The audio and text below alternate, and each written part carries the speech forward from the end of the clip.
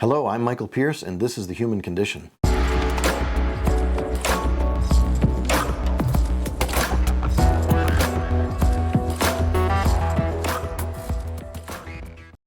Today we're talking about facing the unknown in healing and medicine. One of the greatest lessons I think I ever got was attending chiropractic school is similar to attending medical school or dental school or optometry school. And in all of those schools, one of the first lessons you get in the first year is that you're going to learn a whole bunch of stuff in your medical experience. And you're going to become a doctor and be licensed, and about half of what you learn in medical school is going to be wrong. The question is understanding and learning which half. So I have to say that being in practice 25 years, I have definitely seen that over half of what I learned in school was wrong, and I've had to learn and change and really explore those things. Some of the things that I learned have gotten stronger in my head, and the convictions are stronger, and many of them have had to go away and are scrapped and were false. And so it's really important for patients to understand that doctors have to revise a lot of what they learn. I mean, I'll give you an example. When we were in school, we were taught that celiac disease was characterized by a stabbing pain in the gut. The immune response to gluten, where you mount an immune response to gluten that can become an autoimmune response, but not necessarily, is a reaction of your immune system to gluten, and it causes a stabbing pain. And if you don't have a stabbing pain, you don't have celiac disease. Well, that's not true. And in fact, we can have an autoimmune to gluten response that is in the brain and not the guts. We can have it in different organs, and we didn't know any of that.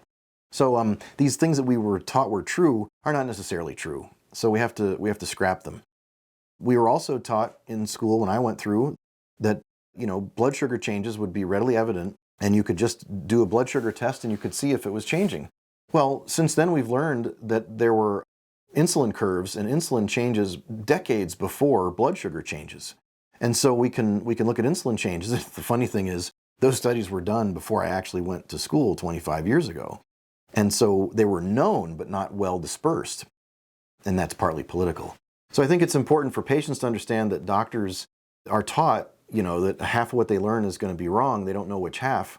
And they need to have maturity and self-directed guidance for their entire careers to learn what is false and revise it. And you also have to understand that there are several articles that have discussed this concept, that it takes about 17 years for new information to make it from the laboratory and the published literature into medical schools and chiropractic schools and dental schools and optometry schools and naturopathic schools. And so the difficulty here is that you have discoveries that are made and they're just not filtered through the system and the process, and they're not efficiently shuttled to new students, and they're also not efficiently shuttled to continuing education for doctors. Now, every state requires continuing education in the United States and in most countries for doctors of all stripes. So there is presumably a structure in place to dispense these new bits of information, but there isn't anybody doing it right now, and those new bits of information don't make it through to the existing doctors that have graduated, whose knowledge is presumably decaying every year after they graduate from school. Some doctors actually learn more after they graduate from school, and many doctors learn less after they graduate from school, and their knowledge decays and just gets worse over the years. But there are requirements of taking a certain number of credits, and it's a lot of credits every year to stay current. So just because a doctor keeps their license renewal credits up doesn't mean that they're really actively challenging themselves or learning. It just means that they're ticking off the boxes that the state requires. Different doctors do this in different ways, I assure you. Another factor that I want to express is diets.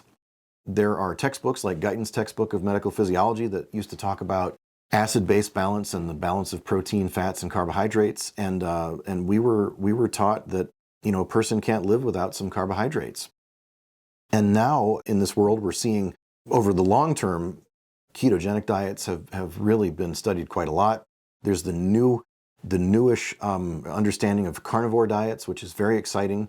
There's a lot of very responsible people talking about a carnivore diet, a ketogenic diet, and intermittent fasting and longer term fasting, and fasting with supplements and fasting without supplements, and fasting with water and fasting without water, and intermittent fasting of different types. There's different schedules around the clock that you can make these fastings. Ketogenic diets that are for children with seizure disorders, for adults with cancer, for adults who want to bodybuild and don't have cancer, and they want to get bigger, and adults who want to lose weight. You can modify the ketogenic diet for all of those. the ketogenic diet for many things, aside from just seizure disorder. There are people applying the ketogenic diet to all kinds of brain illnesses and body illnesses, and they're triggering autophagy, which is part of the process of healing and getting rid of old cells and making new ones. So that process of culling old cells that are senescent and old and not worth saving allows us to cannibalize those cells, get rid of them, and get them out of the body. And so that's a process that's very useful in fasting and ketogenesis and carnivore diets. The carnivore diet's fascinating. There are some very responsible cardiologists out there talking about how to do it properly and how to avoid medically hurting yourself, and what to do and what not to do. And when I was in school, a carnivore diet would be a suicide. It would be as difficult as breatharianism, breathing to get your calories. It would be something that no doctor would even consider. But now it's actually, there's enough information that people can be placed on a carnivore diet, and they can do a great job with their autoimmune disease because they're reacting to plant pathogens and plant lectins and plant anti-nutrients that are a real problem for them. And they discover that, man, they just don't want to eat plants. There are some problems and there are some requirements that are necessary. You can't just eat any meat. You have to be careful about what meat you eat and what the content of the meat is. And very often people have to take different mineral supplements to supplement that meat. Americans don't eat much organ meat, so this is all skeletal meat. So there's a whole load of considerations that I'm not an expert in and I'm not going to go through right now. But there are experts talking about this, and I want to shake your world a little bit, because as an alternative practitioner, we have really two jobs. We have to comfort the afflicted and afflict the comfortable.